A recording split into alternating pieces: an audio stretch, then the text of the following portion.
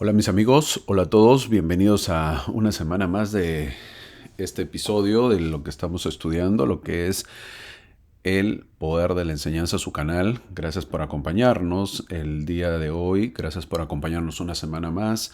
Mi nombre es Omar Pérez, como todas las semanas les agradecemos por acompañarnos. Es un placer para mí estar con todos ustedes a través de las escrituras y obviamente poder aprender acerca de Cristo. El objetivo, como siempre les menciono, no solamente es brindar información, sino poderles dar algunas alternativas para que puedan enseñar ese conocimiento a los demás y obviamente todos podamos edificarnos en venir a Cristo. Así que sigamos adelante y empecemos. Estamos estudiando lo que es el libro de Mormón, otro testamento de Jesucristo. Ese es el canon que estamos estudiando este año. Ya hemos estudiado el Antiguo Testamento. El año pasado estudiamos lo que es el Nuevo Testamento y este año el libro de Mormón.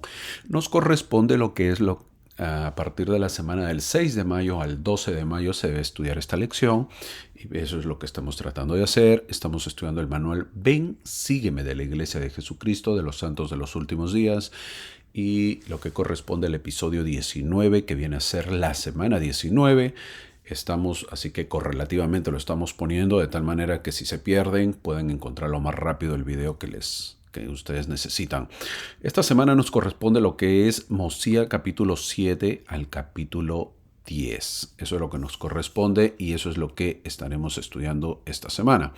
Así que a poder disfrutar este libro, ya estamos avanzando, estamos en la primera semana casi o en la segunda semana de mayo. En algunos países se celebra el Día de la Madre, así que felicito a las madres en su día. El ser madre y es una gran bendición y felicitaciones en su día. Así que vamos a empezar la clase. El título de la clase el día de hoy es Con la fuerza del Señor.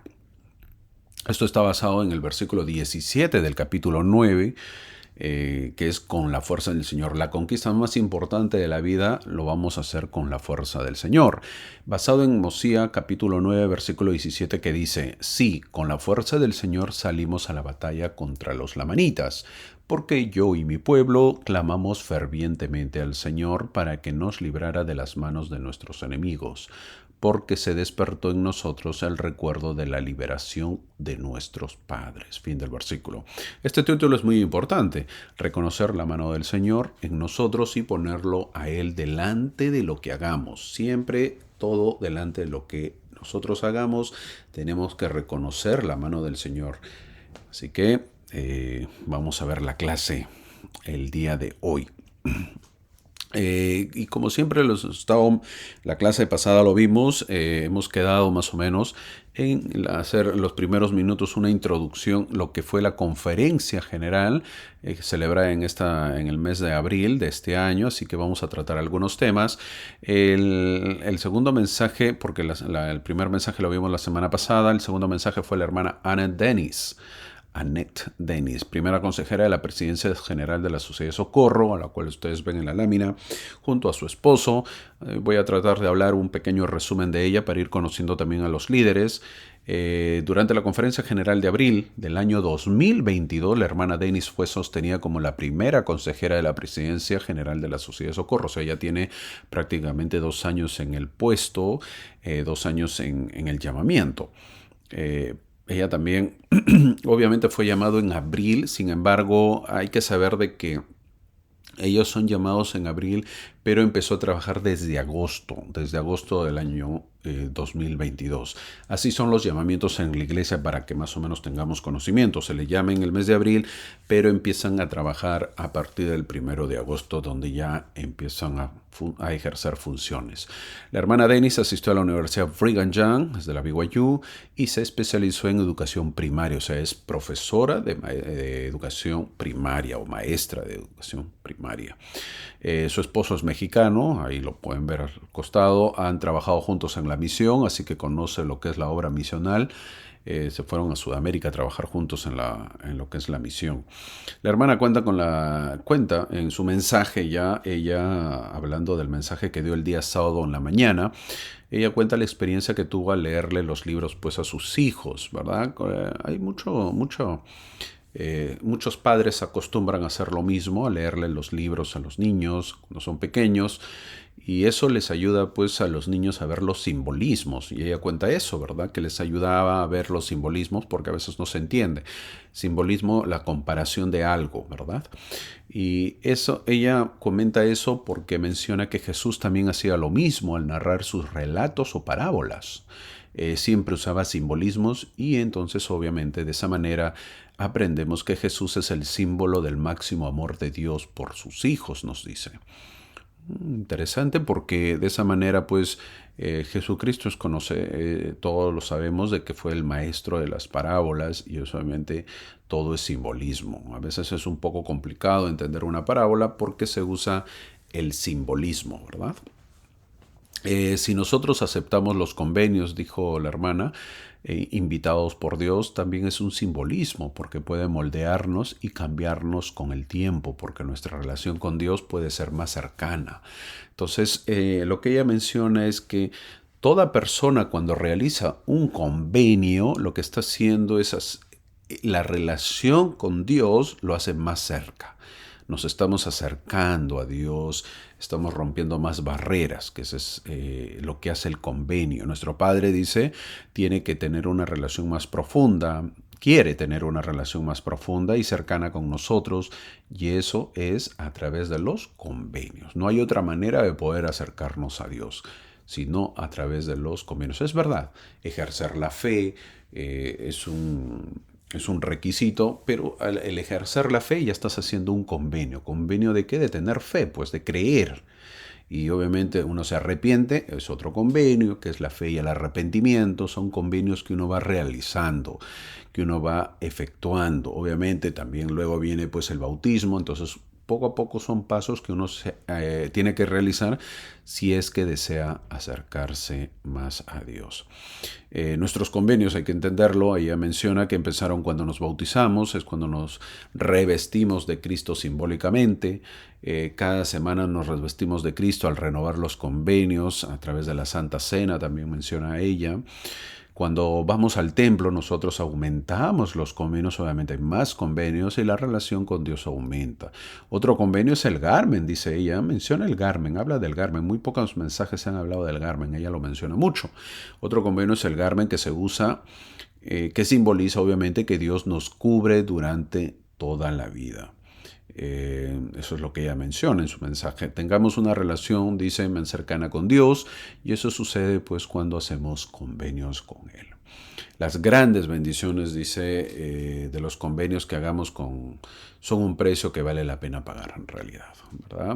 Nosotros hemos hecho convenios y lo hacemos cada semana también, los realizamos los convenios, el convenio de la Santa Cena. Hay muchos convenios que realizamos y de esa manera pues queremos acercarnos a Dios. Eso es lo que dio el mensaje, el resumen de lo que habló la hermana Annette Denis, ¿verdad? Primera consejera de la Presidencia General de la Sociedad de Socorro.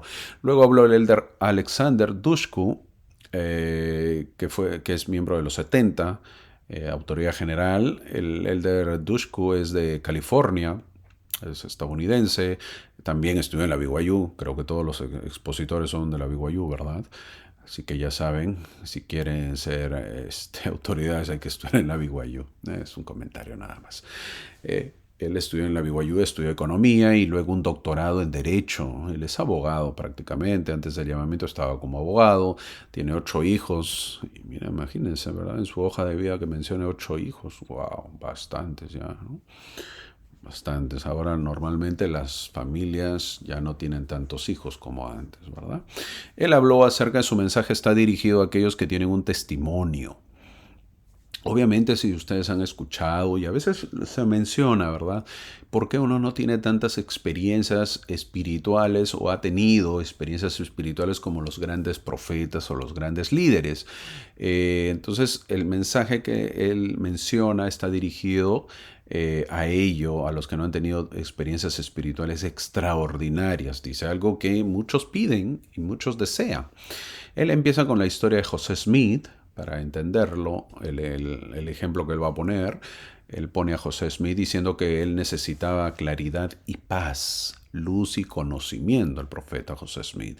Es por eso que él fue a la arboleda, algo que muchos de nosotros también estamos necesitados, ¿verdad? De luz y conocimiento. Entonces debemos buscar nuestra arboleda. No necesariamente pues una arboleda, pero tiene que ser un lugar tranquilo, un lugar de paz, un lugar donde uno pueda adquirir ese conocimiento, esa luz, o de repente hacer una oración. El Elder nos dice que la restauración empieza con el destello de luz y la verdad, lo que tuvo José Smith en la arboleda a través de su oración, obviamente, y la fe que él demostró. ¿Qué aprendemos de ese suceso? Nos dice que nosotros también podemos recibir luz y conocimiento. Miren lo que dice. Nosotros también podemos recibir luz y conocimiento de lo alto y no nos desanimemos por no haber tenido esos destellos de luz similar a la arboleda. Pues la arboleda sagrada, en la visión que tuvo el profeta José Smith, se destaca por la columna de luz que él vio, ¿verdad?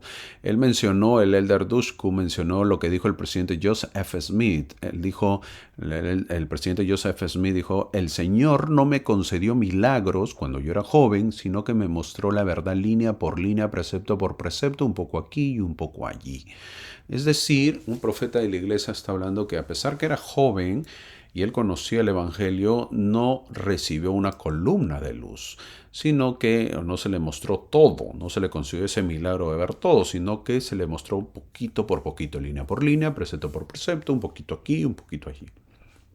Algo que es común con muchos de nosotros. Muchos de nosotros tampoco hemos tenido esa columna de luz, sin embargo, vamos recibiendo gota a gota, se puede decir, ¿verdad? Poquito a poquito. Entonces, el Elder Ushku dice que podemos ver que este es el modelo del Señor. En general, este es el modelo del Señor. En lugar de enviarnos una columna de luz, dice, Él nos envía un rayo de luz y luego otro y otro más. ¿Y quiénes lo pueden recibir? Aquellos que han realizado, ¿qué? Los convenios. Vuelve a mencionar lo que dijo la hermana, la primera consejera, la hermana Annette. Él también menciona, ¿quieres tú recibir más luz? Pues tienes que hacer convenios. Miren cómo se va relacionando los mensajes.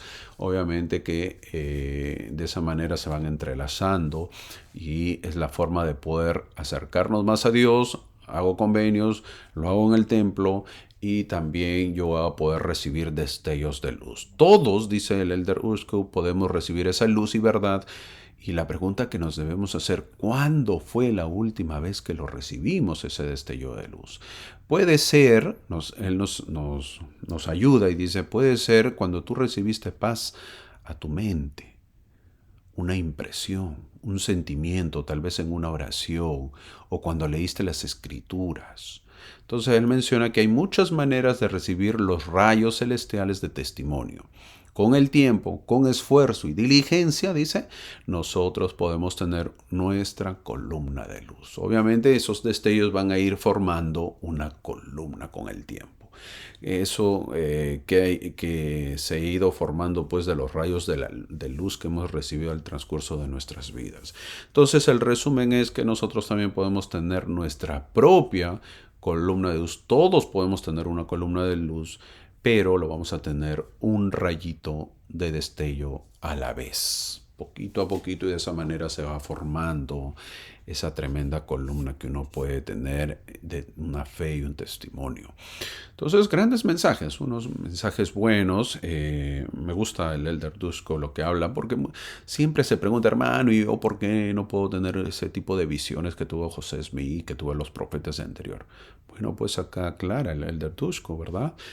Hay maneras de poder tenerlo y lo podemos tener poquito a poquito. ¿Ok? Ese es un pequeño resumen que yo le he tratado de hacer o de tenerlo, de connotarlo después de ver los mensajes, y obviamente voy a tratar de cada clase pues darlo algunos hasta que se llegue a la conferencia general. Ahora sí entramos a lo que es la clase. Como mencioné, nos corresponde Mosía capítulos 7 al 10, vamos a ver el 7, el 8, el 9 y el 10, 4 capítulos. Esta semana nos toca prácticamente 5 hojas para leer, para escudriñar. Creo que es un año suave, este año 2024 no es tan abrumador, porque no es mucho el estudio, así que no hay pretexto al terminar el año para que puedas decir que no tuviste tiempo o que no pudiste porque había que leer mucho. No, creo que es factible, se puede hacer, se puede realizar. Así que no pierdas la oportunidad de poder ponerte al día en las escrituras, más bien al contrario, ponerte la meta de poder leerlas. Así que a empezar la clase, veamos un poquito de historia. Voy a hacer un preámbulo de esto porque ahorita me van a entender. Ahorita me van a entender, capten lo que les voy a decir. Vamos a ver un poquito de historia antes de entrar un poco a lo que es el libro de Mormón, pero de esto mismo vamos a estar hablando. Si no hablo de esta historia, no lo vamos, nos vamos a perder en realidad. Tenlo por seguro que te vas a perder. Ahora, si no te gusta la historia, sigue adelante pues con el estudio, sigue leyendo y sigue encontrando los principios maravillosos, pero también es bueno preguntarse por qué ponen la historia en este libro. ¿Por qué hablan de historia en el libro y deben hablar de principios nomás? Y la respuesta es para conocer cómo eran, conocerlos un poco más, la historia de lo que está sucediendo. La historia sirve para identificarse con ellos y no cometer los mismos errores o pecados que cometieron y obviamente ser mejores. También sirve para, una vez más, saber si este libro fue inventado o traducido, si el inventor fue José Smith o fue su traductor. ¿A qué me refiero? Miren, a estas alturas te haría yo la pregunta, ¿qué dices? ¿José Smith fue el inventor de este libro o fue el traductor? ¿Fue este libro, el libro de Mormón, fue inventado o traducido? No te sientas mal si todavía no tienes un testimonio de si este libro es verdad o no, pero podrías preguntarte de otra manera, si este libro es falso. Si es falso este libro, es decir, ¿este libro es mentira? Para eso, cuando lees, te tendrías que hacer la pregunta que cuando tú lees estas escrituras o el libro de Mormón, ¿qué sientes? Pero cuando lees verdaderamente, pues, cuando lo escudriñas, cuando escuchas las clases y ves principios o las vías de los autores, ¿qué sientes? ¿Es falso? Ahora, acá viene lo más importante. ¿Crees que José Smith inventó este libro? No olvides que si es que lo hizo, ojo, si es que inventó este libro, estamos hablando del año 1829. ¿Por qué? Porque ese año es cuando estaba traduciendo el libro de Mormón o lo estaba inventando. Entonces, pregúntate, ¿cómo lo hizo? ¿Quién era José Smith? Un joven a esa altura, en los años 1829, cuando él empieza a escribir el libro, vamos a suponer que es inventado o traducido, o lo estaba traduciendo, él tenía 24 años.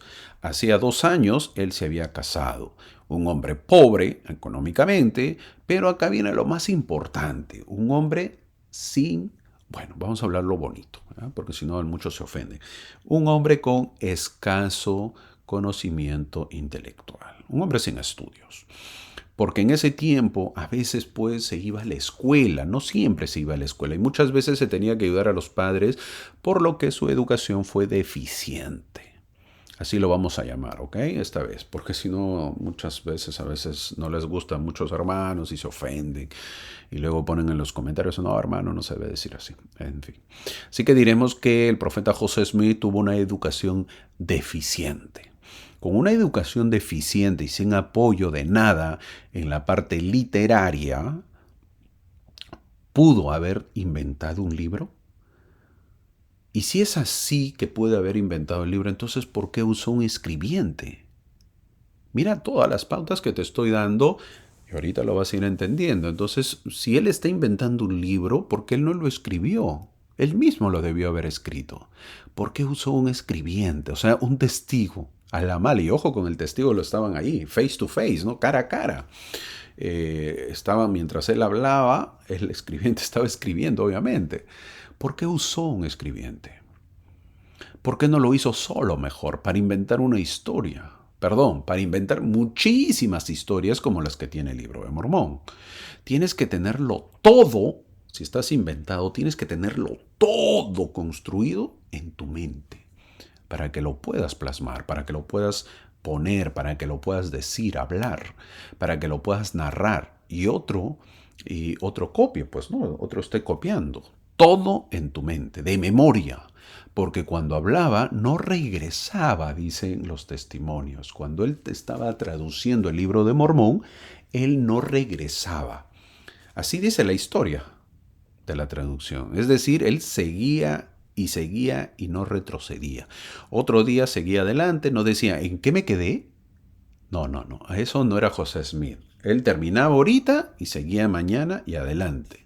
Entonces uno se va preguntando si ahora a eso uno encima todavía tenías que sumarle las secuencias, es decir, años, fechas.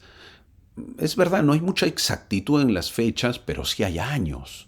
Entonces, agrégale que concuerde con la Biblia y encima que cuadre con la venida de Jesucristo, porque todo tiene relación con la venida de Jesucristo a Jerusalén, a las Américas o América, y que concuerde con las enseñanzas de la Biblia y los principios correctos.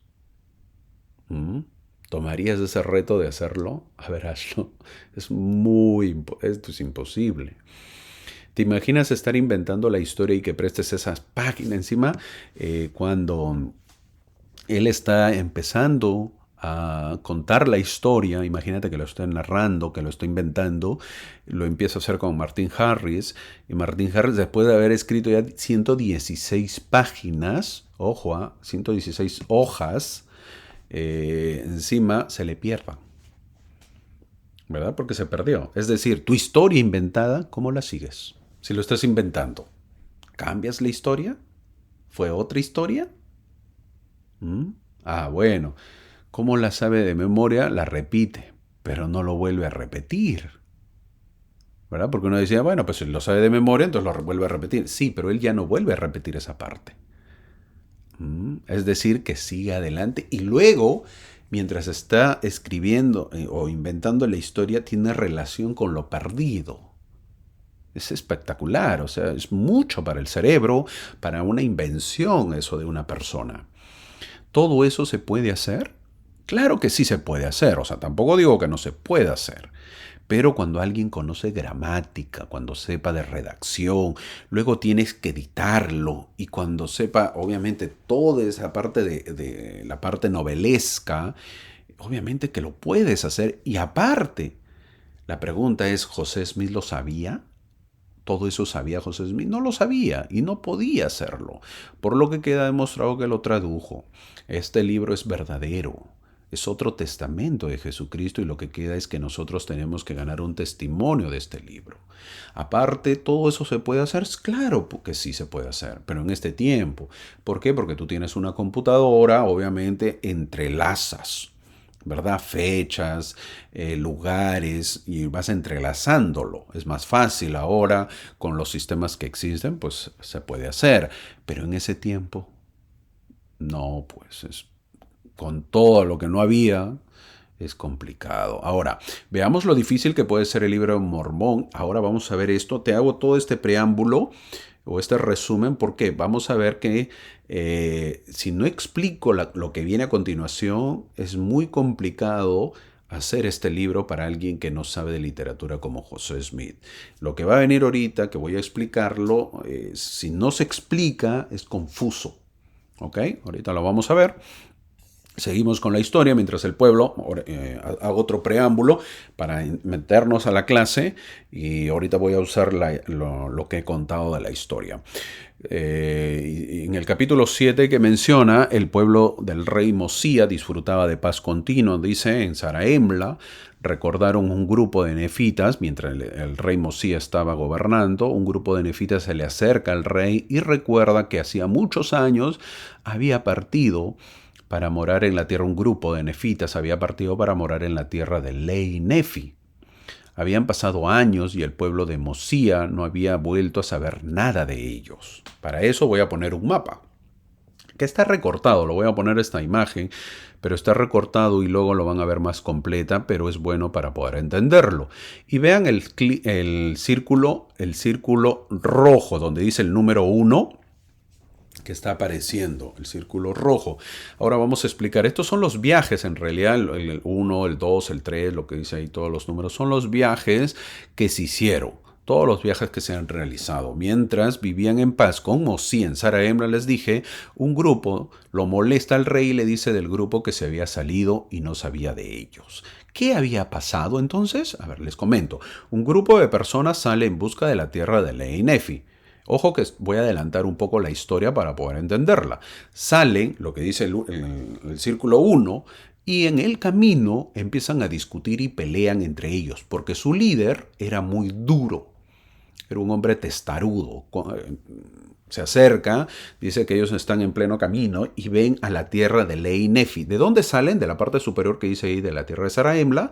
Ellos van saliendo y se ven que se corta el camino. ¿Por qué? Porque allí uno de ellos va de espía y llega a la tierra de Lehi Nefi y ve a los lamanitas y lo ve que son muy buenos los lamanitas. Entonces él regresa y le dice, hey, no vamos a ir a destruirlos. ¿Por qué? Porque son buenos. Entonces este líder que era testarudo se opone a ellos. No, ellos son enemigos. Y en lugar de eso, de poder solamente discutir, pelean entre ellos. Hay muertes y obviamente que hay mucho derramamiento de sangre. La conclusión de esa salida, quedan 50 personas y esas personas lo que hacen es regresar a Zarahemla. Entonces es por eso que ustedes ven ahí en el dibujo lo que es el círculo 1 ahí cortado. ¿Por qué? Porque no terminan de llegar a la tierra de Lehi Nefi, sino se regresan 50 personas. Y esas personas que regresan a Zarahemla luego vuelven a salir en busca de la tierra de Lehi Nefi. Obviamente que ya sabían dónde quedaba más o menos y ellos empiezan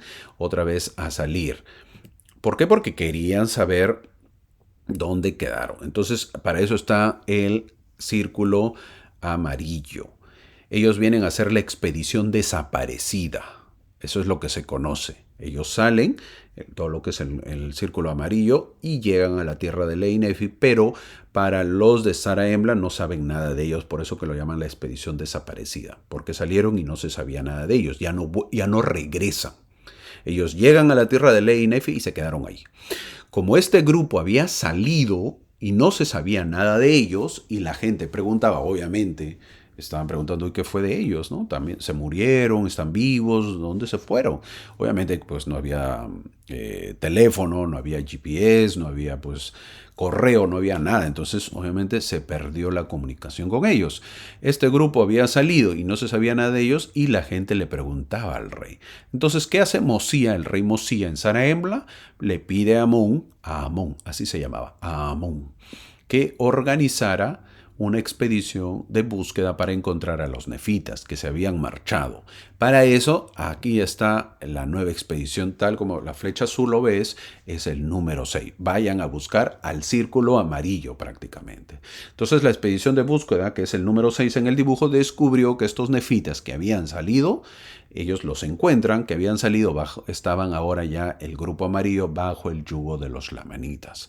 Entonces, volviendo a las escrituras, nos dice que Amón, a quien Mosía había encargado que sea el líder de la expedición, toma a 3 compañeros en el versículo 6. Este grupo pequeño de exploración que lleva a cabo un reconocimiento rápido fueron confundidos con los malvados sacerdotes. Este grupo número 6 llega a la ciudad de Lehi Nefi y obviamente los encuentra el grupo amarillo, pero ya habían pasado años. Entonces los encuentra, pero el grupo amarillo, al verlos, a estos que habían llegado, los confunden con unos lamanitas y los encarcelan, los confunden. Los confunden con malvados y los confunden, dice que pensaban que eran los sacerdotes del rey Noé, que habían huido. Ya más adelante vas a ir enterándote de toda la historia. Y si ya lo sabes, pues bueno, solamente recuerda para entender la historia. Ahora, si tú quieres saber un poco más la historia, pues hay que adelantarse y hay que leer Mosía capítulo 21 del 23 al 24. Acá vemos el mapa completo. Aquí sí está el mapa y vamos a hacer otro resumen para entenderlo, ¿verdad? Porque ahora vas a salir experto en esta parte que es un poquito confusa si es que nos explica. Para entender el entorno histórico de Mosía capítulo 7 y 8 que vamos a ver el día de hoy o que lo estamos viendo, tal vez sea necesario repasar los acontecimientos de Omni, el libro de Omni que ya lo hemos estudiado en el capítulo 1 de los versículos 27 al 30, donde dice que un grupo de nefitas que vivía en Zarahemla querían regresar a su tierra, a la tierra de Nefi, lo que les mencioné. Esto se menciona en Omni también. Si te has olvidado, sería bueno que regreses, que lo leas, pero yo te lo voy a resumir. Mosía, al que llamamos Mosía 1, que no es este Mosía que estamos estudiando ahorita, sino es el anterior Mosía, que viene a ser el abuelo de este Mosía. Por eso se llama Mosía 1, ya lo mencioné también. Es el abuelo de este Mosía, el autor de este libro. Mosía 1, viviendo en la tierra de Nefi o Lei Nefi, bueno, en la tierra de los nefitas, él sale. ¿Se acuerdan? Él sale de ese lugar por mandato del Señor. Al salir, ellos llegan a Zarahemla. ¿Ok? Ellos salen de la tierra de Nefi y llegan al lugar de Zarahemla, donde encuentran al pueblo judío, así más o menos para entenderlo. Ellos salen de la tierra de Lei Nefi y llegan a la tierra de Zarahemla, por eso está la flecha hacia arriba. Y ellos al llegar a Zarahemla encuentran a un pueblo judío. Oye, ¿qué? Bueno, porque ellos también, ese pueblo que ellos encuentran, habían venido de Jerusalén en el tiempo del rey Sedequías. ¿Se acuerdan? Eso yo ya lo he contado en una clase. Uno de sus hijos del rey Sedequías venía con ellos, pero este pueblo vino sin anales, es decir, sin planchas o sin escritura. Entonces, ¿qué sucede? Que cuando llega Mosía a la tierra de Zarahemla, ellos se unen con este pueblo judío. Se encuentran, se unen, tienen algo de parentesco y se unen. Pero lo nombran a Mosía como rey. Entonces Mosía, que llega a la tierra de Zarahemla, llega a ser el rey. Y es un buen rey. Entonces muere Mosía, a quien lo hicieron rey, y lo sigue su hijo, ¿quién? Benjamín. ¿Se acuerdan que ya también lo hemos visto? Muere Benjamín y lo sigue su hijo Mosía, que llamamos Mosía número 2 o Mosía 2, que es el autor de este libro. Más o menos estoy haciendo un resumen para que entiendas toda la historia. Ahora, viviendo con Mosía 2, un grupo de nefitas, tal como lo dije, desea regresar a la tierra de Nefi por su herencia. Ahora, veamos los números. Ven, el número 1 es la expedición fallida, así lo vamos a llamar. Lo que les dije, ¿verdad? La fallida, ¿por qué? Porque pues están en mitad de camino y se pelean y obviamente que no termina. Sale un grupo, vamos a adelantar la historia, esto es adelantar la historia y nos vamos a Mosía 9, ahí lo dice. Esta expedición llega a un lugar y Senif, habla de un personaje, Senif, en el número 1 estoy hablando del círculo 1, y Senif, que era uno del grupo, se va a expiar la ciudad en la manita, lo que les he contado hace un momento, y los ve que no son malos, por lo que al regresar al grupo le dice a su líder, pero como su líder es muy testarudo, no lo acepta, y hay una pelea entre ellos, de los cuales solamente viven o sobreviven 50, lo que les dije, y estos se regresan a Zarahemla. Luego de ello, otra vez Senif, que llega malherido, se recupera, y él reúne más gente y reúne un grupo de nefitas y sale otra expedición, lo que lo mencioné, que es el círculo amarillo, donde dice el número 2. Esta expedición sale y sí llega a la ciudad de Lei Nefi. Y viven ahí, pero caen prisioneros pues de los lamanitas. Pero los de la ciudad de Zarahemla no saben nada de ellos. ¿Por qué? Porque ya no regresa. Ya los demás números lo voy a hablar, pero es lo que veremos más adelante en semanas posteriores. Luego más adelante veremos el número 3, ¿verdad? Tal como se ve ahí en la imagen, que es el escape de Alma que vivía en la ciudad de Lei Nefi, a las aguas de Mormón. También veremos más adelante los seguidores de Alma que huyen a Elam, es el número 4. Más adelante veremos el número 5, que hay una expedición de 43 hombres que salen en busca de Zarahemla, también de Lei Nefi salen en busca de Zarahemla, pero se pierden también. Pero en estos capítulos veremos el número 6, ¿se acuerdan de lo que estaba hablando ahorita? El número 6, que es una expedición que Mosía número 2, manda al cargo de Amón en busca de la colonia de Senif, ¿verdad? Del grupo amarillo. El número 7 nos dice acerca del escape de Limi a Zarahemla y el número 8 el escape de Alma a Zarahemla. Así que poco a poco veremos cómo transcurren estos viajes, tanto de ida como de vuelta. Espero que con este mapa haya podido explicar un poco más y podamos entenderlo. Una vez sin este mapa pues es un poquito más complicado entenderlo. Ahora imagínate, ¿por qué mencioné yo el preámbulo que hice acerca de José Smith, de si es inventado el libro o no? Imagínate el que está inventando todo esto, sin ayuda de nada. Todo en su mente. ¿Cómo lo haces? ¿Cómo lo harías? Difícil, ¿verdad? Difícil, pues, que hubiera inventado José Smith. Ahora también me puedes decir, hermano, no entendí nada lo que usted explicó. Ay, ay, ay. Si no entendiste, no te preocupes, que poco a poco lo vas a ir entendiendo, pero ten paciencia y también anda anotando. Pero también ahora puedes repetir estas clases pues varias veces, ¿no? Yo he leído en comentarios ahí, hermano, no he entendido y lo he repetido varias veces y lo repito siempre. Es la única manera de aprender, ¿no? No hay otra. Y vas a ir entendiéndolo así. Y si no, pues tranquilo, lo vamos a ir viendo poco a poco en las clases, ¿ok? Sigamos adelante con la clase. Volviendo a la clase, Amón, ¿se acuerdan? Les dije, Mosía II, el rey Mosía, manda a Amón a buscar a los de amarillo. Amón llega a Lei, Nefi, buscando a Senif y sus hermanos que habían salido hace años, pero son detenidos 2 días, les dije, después se les llama para que hablen y Amón les dice que vienen de Saraemla, los versículos 12 y 13. En el versículo 14 le dice, después que Lemi escuchó las palabras de Amón, se alegró muchísimo, dice en el versículo 14. Estuvo feliz, ustedes vienen de Saraemla, por fin, qué bueno, alegría. El rey Limi rápidamente se da cuenta de que Amón y sus hermanos han venido en respuesta a sus fervientes oraciones.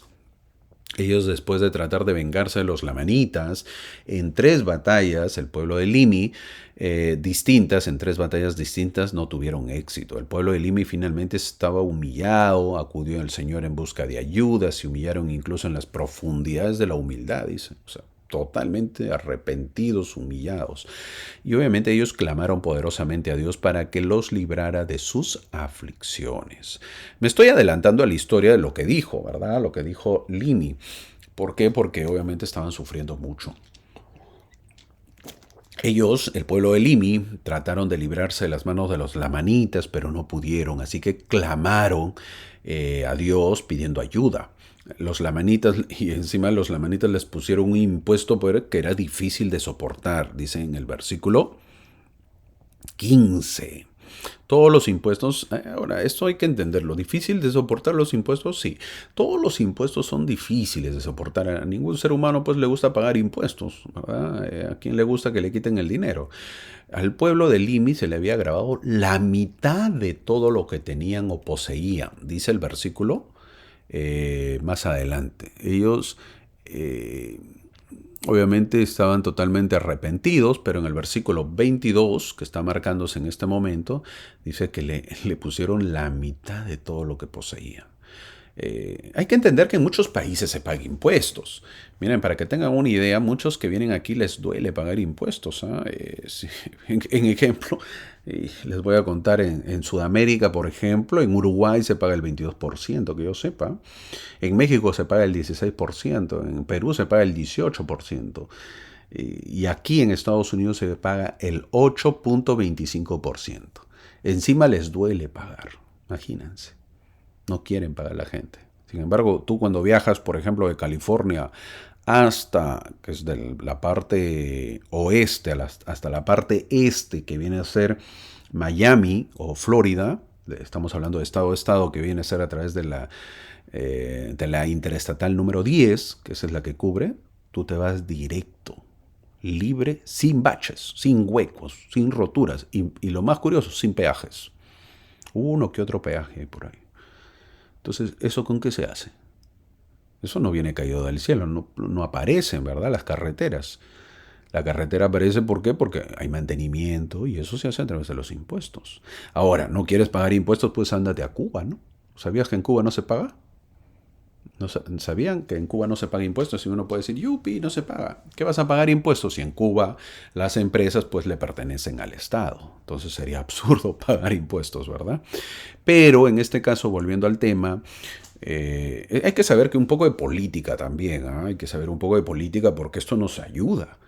Nosotros vivimos en un país, es verdad, un país, en cualquiera de los países que vivamos, de Latinoamérica o de Estados Unidos, pero también tenemos que participar de la parte política. Y aquí vemos de que este pueblo que vivía en la parte política, gobernados, les habían dejado un caos. ¿Y quién les dejó ese caos de pagar el 50%?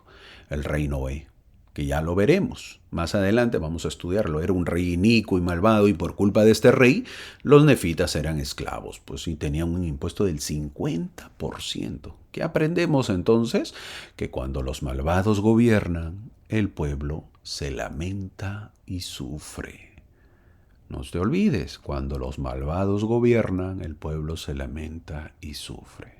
El rey Limi se alegra, pues entonces, al saber que han llegado a salvarlo, prefieren ser esclavos de sus hermanos y ya no de los lamanitas. ¿Y qué hace con Amón?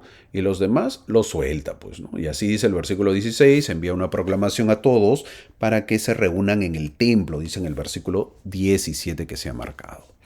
Él pide una reunión en el templo para que asista todo el pueblo. El pueblo limita, vamos a decirle que eran los nefitas, a cargo del rey Limi, vivía dentro de la jurisdicción de los lamanitas. Entonces los lamanitas los mandaban a ellos, pues lo tenían sujetos, así como el pueblo judío que vivía dentro de Egipto. Entonces los egipcios los mandaban, algo así. Este templo de Lei Nefi es obviamente diferente, ¿eh? No es el mismo del templo de Zarahemla, donde Benjamín pronunció su sermón. Miren qué bonito, ¿verdad? El punto de reunión era el templo, donde el líder les comunicaba, les daba los mensajes. Muchos hasta ahora en la fecha suben a Utah, a la conferencia, a oír al profeta que va a hablar, ¿verdad? Eso se repite entonces. Al juntarse el rey Limi les da esperanza al pueblo, eso es lo que hace un líder, hay que entender eso, que a pesar de la penuria que ellos estaban, el rey Limi era bueno y siempre era optimista, entonces eso es lo que debe hacer un líder, ser optimista, siempre tiene que generar esperanza, optimismo. Eso dice el versículo 18, les dice: levantad vuestras cabezas y consolaos, ya no estaremos sujetos a los lamanitas porque queda una lucha eficaz, dice el versículo 18. Entonces hay esperanza. Eso tiene que ser un maestro, un líder. Siempre en las clases, pues el maestro no puede llegar triste, no puede llegar todo quejoso, a pesar de que ha tenido un día pésimo. Siempre tiene que llegar optimista. El buen consejo que da el líder. El versículo 19 está el consejo, que les dice: pon tu confianza en Dios. Título de la clase: pon tu confianza en Dios. Aunque todavía no nos ha contado la historia del pueblo de Limi, más tarde nos enteramos de que habían sido brutalmente golpeados en una batalla con los lamanitas. Esto se debía a que confiaban en el brazo de la carne. El resultado fue un gran duelo y lamentación entre el pueblo de Limi, la viuda pues llorando por su marido, el hijo y la hija llorando por su padre y los hermanos por sus hermanas. Ahora bien, había muchas viudas en la tierra y lloraban poderosamente día tras día. Era terrible lo que habían sufrido. Les había sobrevenido pues un gran temor hacia los lamanitas. Ya le tenían miedo, pavor. Entonces el pueblo sufría. Eso lo vemos, más adelante lo vamos a ver en Mosía capítulo 21. Ojalá que te estoy contando esto y te estoy adelantando un poco la historia. Y cuando lleguemos a Mosía 21, ojalá lo recuerdes también. El pueblo también fue nuevamente derrotado en 2 batallas posteriores. Ellos salían y los derrotaban, venían llorando. Era terrible. Se tomaron su tiempo para aprender la dolorosa lección de que no eran rivales para los lamanitas. No, ellos ya se dieron por vencidos. No, los lamanitas nos ganan, nos matan y no ganamos, pues perdemos. ¿Y por qué? Porque no teníamos la ayuda divina. Sufrían muchísimo realmente. Una pena. Limi tiene que reunir a las tropas para que dependan del brazo del Señor. Es por eso que habla del Dios de Moisés. ¿Por qué? Porque obviamente sabía la historia de Moisés que cruzó el Mar Rojo. La referencia histórica más importante en tiempos como estos es la poderosa mano del Señor. No nos queda otra que confiar en Él, como lo hicieron los judíos, decía, como lo hicieron nuestros antepasados. ¿Por qué? Porque de esa manera pues pudo liberar a los israelitas de las manos del faraón. Ciertamente, si el Señor pudo liberar a los israelitas del faraón, entonces también puede liberar o librar al pueblo de Limi de los lamanitas. Entonces vemos que el rey Limi reconoce sus pecados, sus errores, dice el versículo 20, dice: por causa de nuestras iniquidades estamos en cautiverio. Por lo menos empieza bien, reconociendo sus faltas, sus errores. Luego nos aclara un poco más la historia. En el versículo 21 nos cuenta que Senif, que había salido de Zarahemla, ¿verdad? El grupo amarillo, ¿se acuerdan? Y tenía deseo de heredar la tierra de Ley Nefi. Al llegar fue hecho rey del pueblo. Imagínense, ¿eh? Llegó el grupo amarillo a cargo de Senif y ellos lo hacen rey de ese pueblo. Limi nos dice que Senif fue engañado por el rey Lama. ¿Y por qué? Porque Senif tenía un exceso de celo, dice en el versículo 21.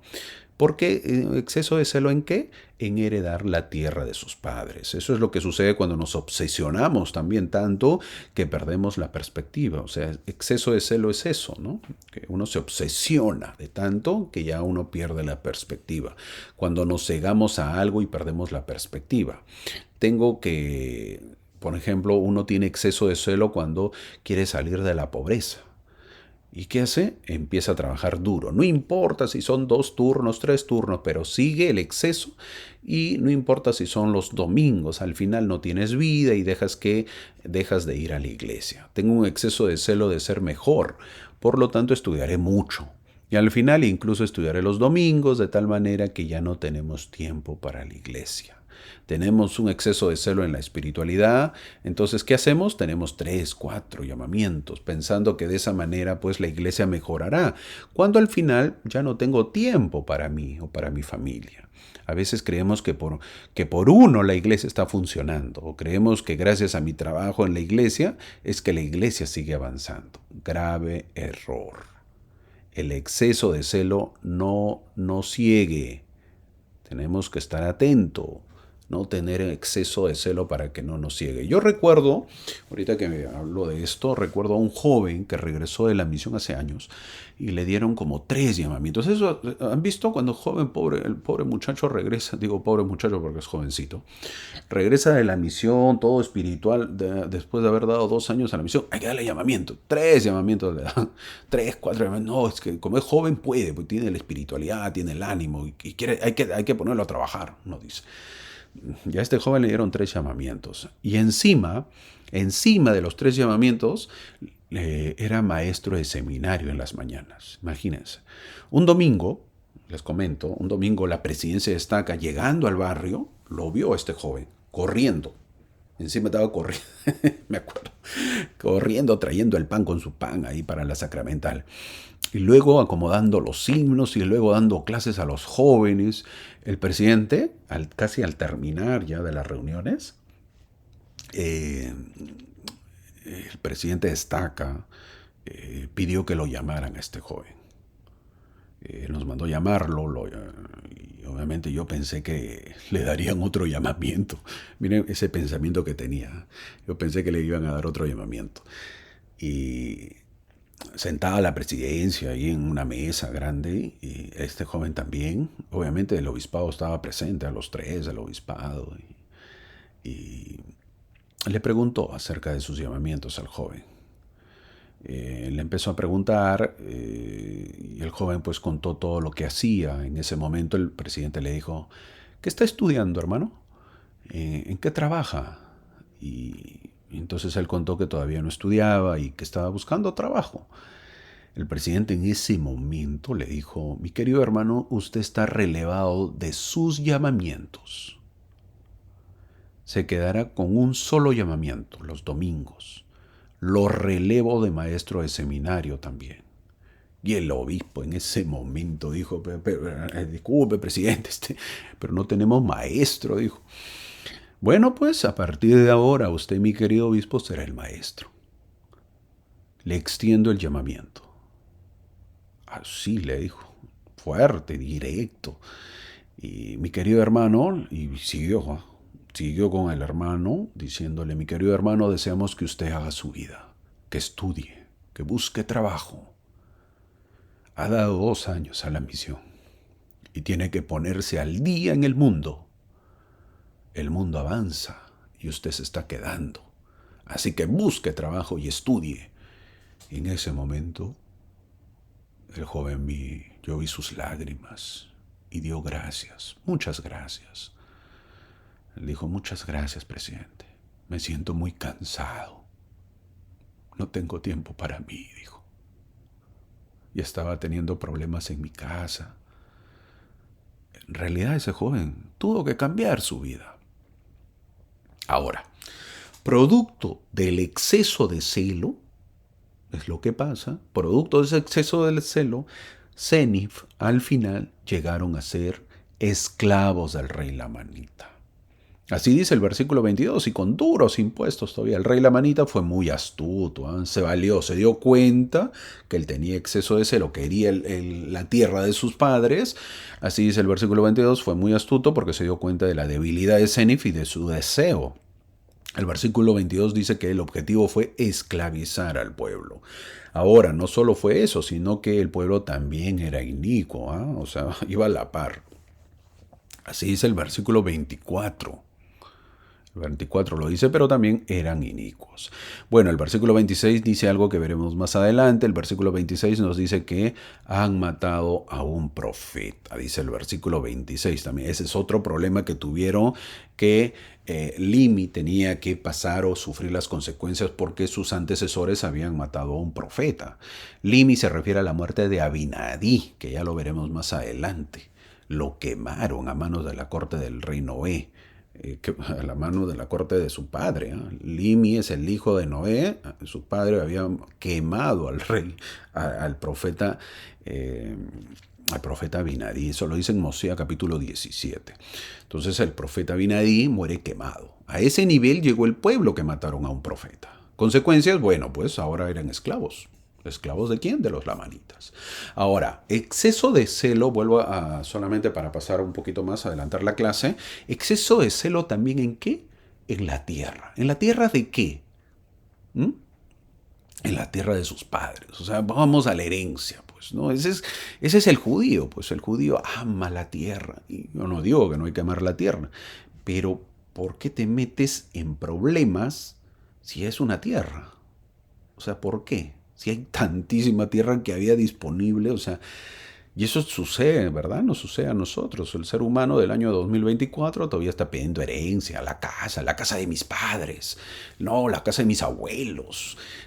Y se pelean y viene la pelea. Exceso de celo. ¿Exceso de celo en qué? En una tierra, en una casa. Imagínense, no aprendemos. No, esto ya es difícil aprender así, ¿verdad? No aprendemos y seguimos con el mismo ejemplo, a pesar que el libro de Mormón nos dice que cayeron, producto de eso, cayeron pues en la trampa de los lamanitas. Ahora, ¿qué había sucedido con Abinadí? Adelantándonos un poco, ¿de qué habló Abinadí? Que Dios bajaría entre los hijos de los hombres y tomaría sobre sí carne y sangre, dice el versículo 27. Esto es doctrina profunda. Esto lo vamos a ver más adelante, pero esto es doctrina profunda.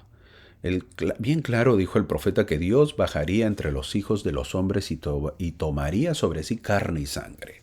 Esto es muy importante, hay que marcarlo y siéntete orgulloso de verdad de tener las escrituras claras en la vida. El libro de Mormón es así, es un libro claro con las doctrinas. Las escrituras nefitas son mucho más claras acerca del estado preterrenal de Jehová que las antiguas escrituras de la Biblia, ¿no? Si tú comparas la Biblia con el libro de Mormón, pues las escrituras nefitas son más claras. Los nefitas sabían que después a Jehová se le conocería como Jesucristo.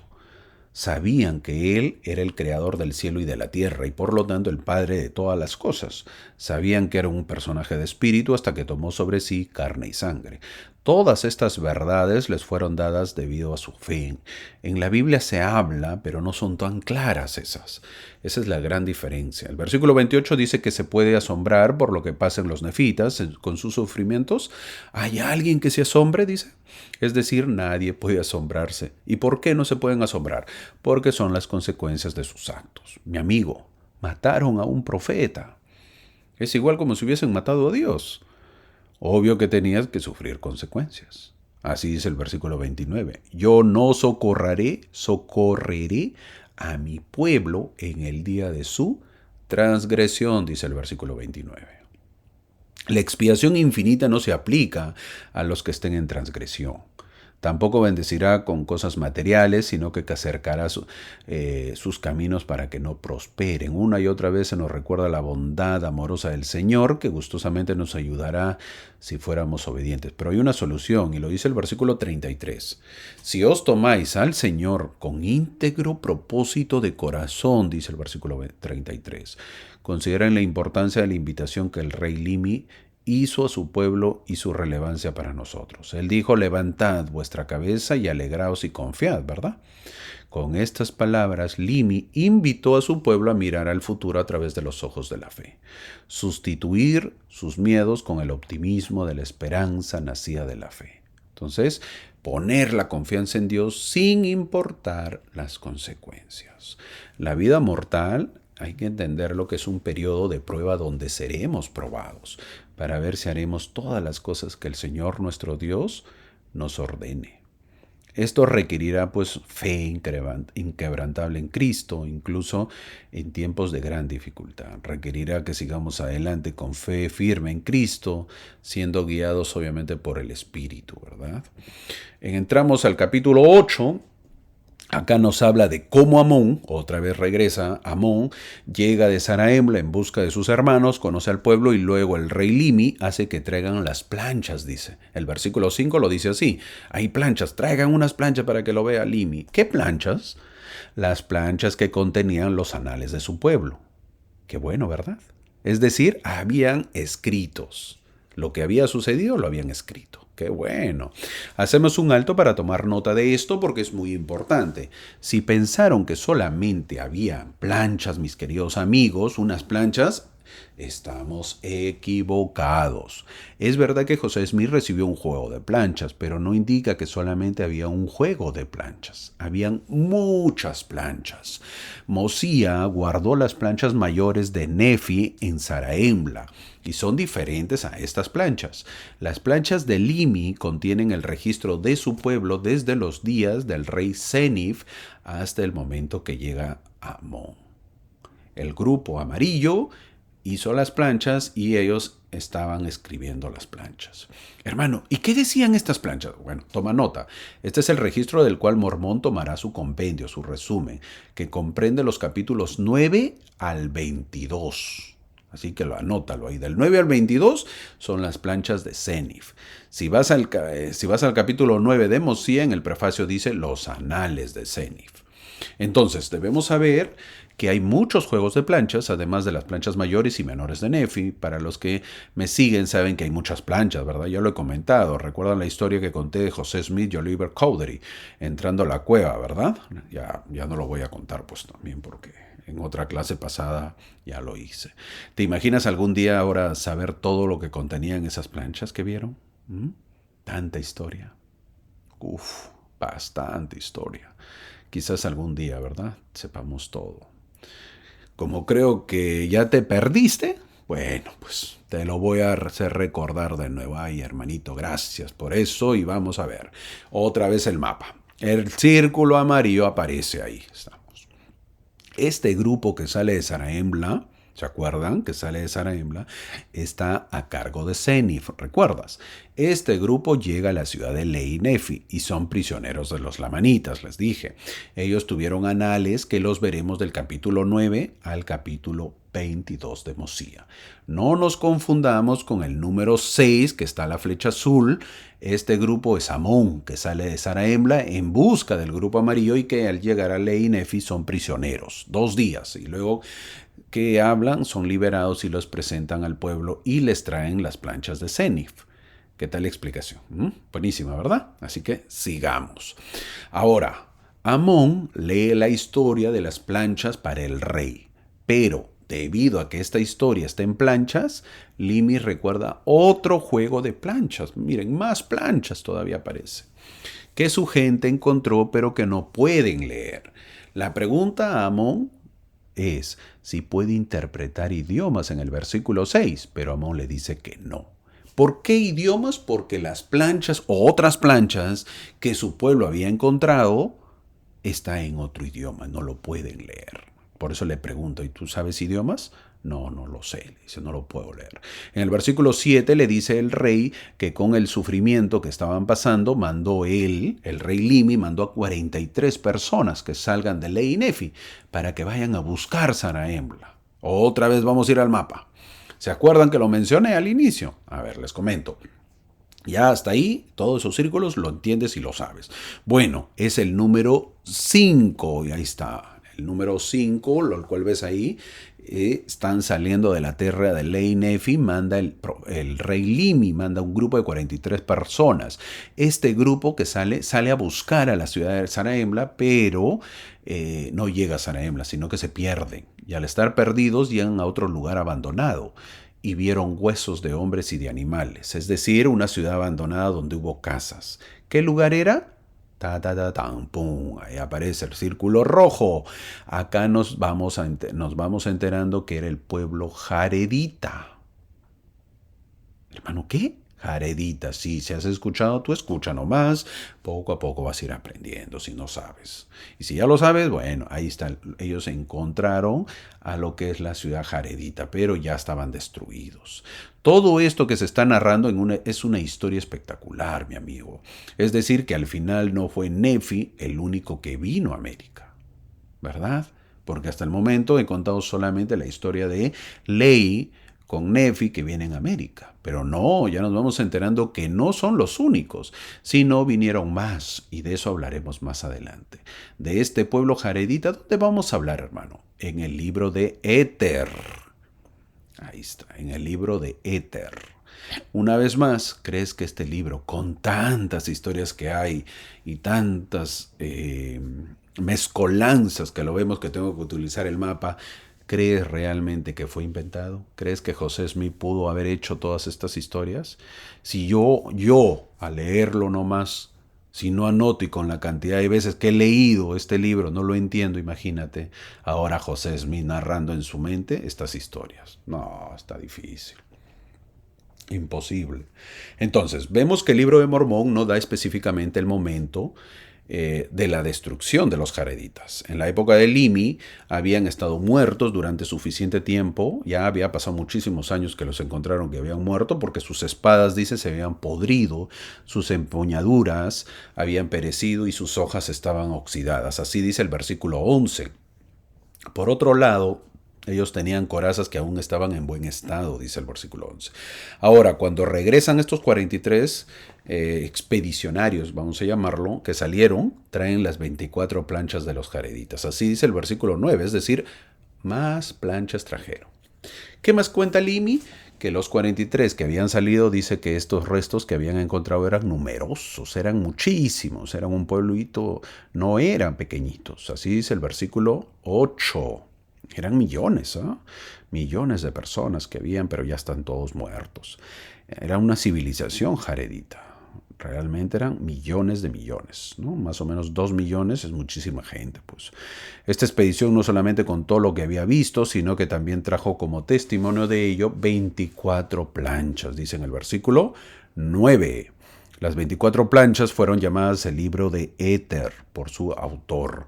Su descubrimiento no fue un accidente, porque cuando Éter terminó su registro, él las escondió. ¿Verdad? ¿Para qué? Para que la gente de Limi pues las encuentre. Ahora, ¿y por qué le enseñan a Amón? Porque deseaban que las pueda traducir, dice el versículo 11. Porque habían traído muchas cosas viejas, oxidadas. Y en el versículo 12 dice, quería saber el propósito de ese pueblo, es saber la causa de qué, de su destrucción, qué había pasado, querían saber. Amón le dice que él no puede traducirlas, pero que si hay alguien que con los intérpretes lo puede hacer, dice en el versículo 13. Esos intérpretes, ¿cómo se llaman? El Urim y Turim. El Urim y Tumim fueron diseñados solo para que un vidente cómo Mosía los usara para traducir el registro.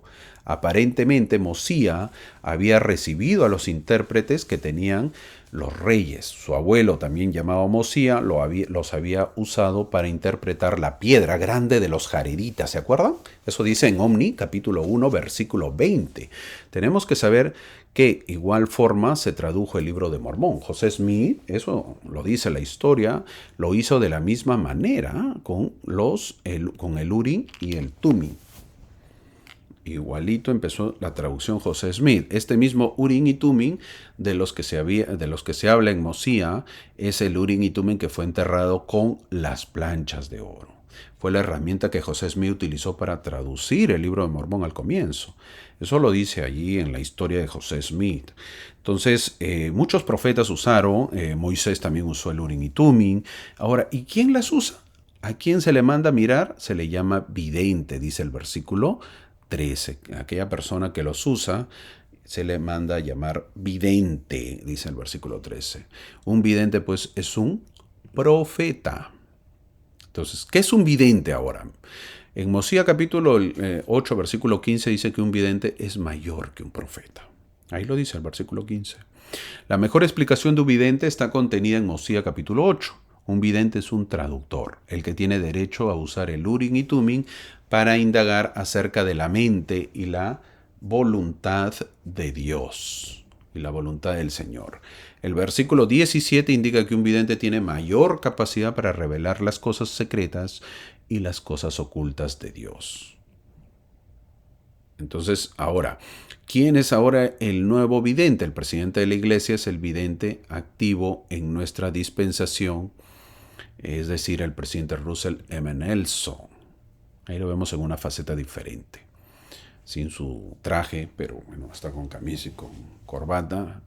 Es el presidente Nelson, el presidente Russell M. Nelson. Cada conferencia general, los apóstoles y la primera presidencia son sostenidos como profetas, videntes y reveladores. El versículo 19 nos dice que el rey Limi dijo que estas planchas contenían un gran misterio, dice en el versículo 19. El gran misterio contenido en las 24 planchas, ¿cuál es el misterio? Es obviamente que no incluyó todas las profecías del hermano de Jared. No fueron todas puestas. Ahora, llegamos al capítulo 9 que les mencioné al comienzo y vemos que dice en el prefacio, ahí lo he marcado el prefacio, el círculo rojo, que esto es un relato del pueblo de Senif desde la época en que salieron de la tierra de Zarahemla hasta la época en que fueron librados de los lamanitas. Recordemos el mapa, ¿se acuerdan el mapa? Otra vez vamos a poner el mapa. Ahí está. El mapa que yo puse sería entonces el círculo amarillo. Cuando ellos llegan a Zarahemla, a la tierra de Lehi Nefi, el pueblo de Senif empieza a escribir. Y todo eso que vamos a ver a partir de ahora, del capítulo 9 al 22, son las planchas de Senif, para entenderlo. ¿Ok? Así que está bien explicadito, de esa manera lo podemos entender y no nos podemos perder, para que se nos grabe y lo puedan entender. Ahora, ¿quién lo pone? ¿Quién lo pone en las planchas? Nada menos que Mormón. Pues el profeta Mormón que está haciendo este resumen, él no resume los capítulos del 9 al 22. No. Él lo pone tan igual porque son las planchas de Senif. Él es el quien puso la historia del pueblo de Senif y comprende unos 70 a 80 años, más o menos, y 3 reyes. Senif, Noé y Limi. Es decir, que mientras, vamos a verlo ahí, hay unos cuadritos, en la parte inferior está saliendo, mientras en Zarahemla reinaban Mosía abuelo, Mosía número 1, luego Benjamín y luego Mosía número 2, o el nieto de Lehi Nefi, en Lehi Nefi gobernaban Senif, Noé y Limi. Y ahora sí creo que con esto ya queda más claro. ¿Por qué menciono todo esto? Porque si empiezas a leer Mosía capítulo 9 versículo 1, dice otra vez en primera persona. Yo Senif, dice ahí, por eso lo he marcado. Es decir, que Mormón no hace el resumen, sino que pone las planchas de Senif. Los primeros versículos narra Senif lo que ya les había dicho, que ellos salen de Zarahemla y se van de espías para ver el pueblo lamanita, para atacarlos, pero Senif ve que el pueblo es bueno y no quiere que lo destruyan. Al regresar y decirle a su líder, hay una contención porque el líder quería atacarlos, hay una pelea entre ellos, como les dije, Mira el mapa y es el círculo rojo. Los que se salvan, entre ellos Senif, regresan a Zarahemla, pero también nos dice que tenían exceso de celo por heredar esas tierras nefitas. Senif otra vez sale de Zarahemla, lo que viene a ser el círculo amarillo, y viajan a buscar la tierra nefita, pero sufren. ¿Y cuál es el motivo de su sufrimiento? Eran tardos para acordarse del Señor, dice el versículo 3. Llegan a los lamanitas y Senif habla con el rey lamanita y hace un pacto con él, dice el versículo 6, y poseen la tierra de Lei Nefi. Obviamente que nada es gratis en la vida, como yo lo he mencionado, pero el rey lamanita tenía un plan, que ceder los terrenos a Senif y su pueblo con el fin de hacerlos esclavos, dice el versículo 10. Todo iba bien hasta que pasaron 12 años, dice el versículo 11, en que el pueblo crecía y obvio que el rey lamanita decide aplicar su plan. ¿Pero qué había pasado? El mismo Senif no dijo que eran buenos, que no se debería destruir. Bueno, pues el tiempo ha pasado y la gente al parecer ha cambiado. En unos años la gente cambia. Ahora en el versículo 12 dice que eran perezosos e idólatras, dice el versículo 12. Algo parecido a los judíos en Egipto, que empezaron a crecer y los egipcios tuvieron miedo, ¿verdad? ¿Se acuerdan? Al decir perezosos no quiere decir que no hacían nada o que estaban durmiendo o mirando televisión. Uy, ¿verdad? ¿No? En esa época no hay televisión. Perezosos se refiere a que querían que los nefitas que estaban en sus tierras pues paguen más impuestos. Al pagar ellos más impuestos hay más dinero y podemos disfrutar más. Eso pensaban los lamanitas. No eran tan tontos. Ahora, así empiezan al comienzo, pero ya al año siguiente pues empiezan los problemas. Vienen y se llevan sus rebaños, dice el versículo 14, luego se van a la guerra, que al parecer tienen buena relación con el Señor porque Dios los bendice, y les ganan a los lamanitas. Entonces ganan la pelea donde ellos matan a 3043, dice el versículo. Y ellos pierden 270 nomás, 279 nefitas. Eso quiere decir que les fue bien en la pelea. ¿Y que a qué se debe ese triunfo? Es debido al título de esta clase. El versículo 17 lo dice, con la fuerza del Señor. Así salían a la batalla. Estamos viendo entonces que los nefitas justos siempre tuvieron debilidad en sus corazones por sus hermanos los lamanitas, pero tampoco iba a permitir ser maltratados. Senif rápidamente reconoció las buenas cualidades de la sociedad nefita. No olvidemos que Senif actúa con mucho celo por tener esas tierras. Se cegó por esas tierras, eso quizás le hizo no consultar al Señor. Ciertamente el Señor sabía que cualquier grupo que se iba a dirigir a la tierra de Nefi terminaría pues en esclavo, ¿no? Siendo esclavo terminaría siendo asesinado. A veces pasa, tenemos que siempre consultar, tenemos que estar alertas, consultar al Señor. Entonces llegamos al capítulo 10, Mosía capítulo 10, en el versículo 5 dice que tuvimos paz continua en la tierra por espacio de 22 años. Miren, después de eso tuvieron paz 22 largos años. Qué bonito. En los primeros 22 años del reinado de Senif parece que tuvo solamente una batalla con los lamanitas. Senif no es un mal protector, no es un mal líder. Logró en su vida la ambición de habitar la tierra de sus padres. Su pueblo vivió en paz durante la mayor parte de su reinado. Fue un líder militar exitoso y una guía moral para su pueblo. Lo más importante es que entendió que para ganar batallas, el pueblo tenía que invocar al Señor para que los librara de sus enemigos. El desafortunado legado de la vida de Senif es que deja a su pueblo en una posición complicada porque está rodeada de lamanitas. Peor aún, le confiere el reino ¿a quién? A su malvado hijo, pues a Noé le confiere el reino. La combinación de estos dos factores ya es la perdición para el pueblo. En el versículo 6 dice que el rey Lamán murió, también de los lamanitas murió, y su hijo comenzó a incitar a su pueblo, dice el versículo 6. Entonces vienen los cambios. Un cambio de poder va acompañado de todo tipo de incertidumbre. Obviamente pues odiaban a los nefitas, así que el rey lamanita empieza a conspirar para atacar a los nefitas. El versículo 12 nos dice que uno de los problemas de los lamanitas es por las falsas tradiciones, dice. Ellos tenían, si no conoces la verdad, en realidad es complicado poder guiarte en la vida. Obviamente que sus padres le habían enseñado las falsas tradiciones. Le habían dicho prácticamente que los nefitas son los malos y ellos son los buenos. En el versículo 13, los lamanitas creían que habían sido agraviados en la tierra de su herencia, dice el versículo 13. La principal excusa para la propia locura es culpar a otros por ella. En esto los lamanitas eran maestros, pues justificaban sus propias faltas mediante acusaciones. Entonces, obviamente, no reconocieron que fue por culpa de ellos. El fracaso es por culpa de ellos, siempre es el otro. Ellos decían al otro, no, nosotros no, los demás. Y eso nos pasa, nosotros no queremos reconocer, siempre es la otra persona. Nosotros, no, yo estoy bien, yo actúo bien, pero los demás son. O a veces echamos culpa al gobierno también, ¿no? El gobierno tiene la culpa, pero yo no soy culpable. Y eso no es así. El rencor que le tenían a los lamanitas era terrible. Era terrible a los nefitas.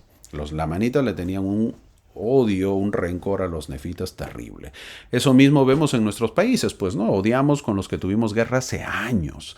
Los latinos siguen odiando a los españoles, por ejemplo, por conquistarlos. Es complicado así vivir de rencores y odios, ¿no?